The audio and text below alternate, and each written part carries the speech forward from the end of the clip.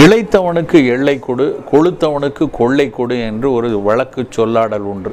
உடல் மிக தொளதொளன்னு கொழுத்து போய் இருக்கக்கூடியவங்க, ஒபிசிட்டி, ஓவர் வெயிட்னு சொல்லக்கூடிய மக்களுக்கு நல்ல உடல் பயிற்சியும் உணவு கட்டுப்பாடும் ரொம்ப அவசியம்.